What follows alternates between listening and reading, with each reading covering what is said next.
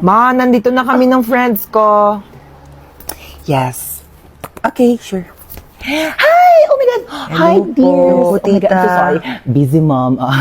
Okay lang kayo dyan? Oh, no. Don't hubad your shoes na, okay? Papalinis ko na lang yan. Okay. Yaya, pakidala sila sa guest room, okay? Ay, hello, tita. Sorry sa istorbo. Okay lang kayo? Yes po, tita. Okay. Mag-snacks muna kayo. Ay, hala, thank you Habang po. hinahantay pa yung luto ni Chef. Baka po langgamin yung kwarto. It's okay. Walang langgam here. Ay, okay po. Yeah, you can eat sa bed, sa sahig, sa table, anywhere you want. Okay, honey, this is a safe space. Okay, let me know or yaya ha kapag may kailangan ka. Okay po. Thank you po, Bye-bye tita. Hi! Hello po, Ano, tita. enjoy kayo?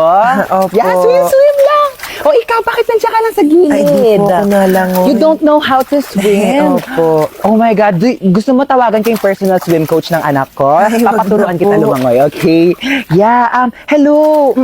Andito yung friend ng anak ko. Can you teach her how to swim? Ah, tita, uuwi na po ako. Ay, uuwi ka na. Opo. Gabi na.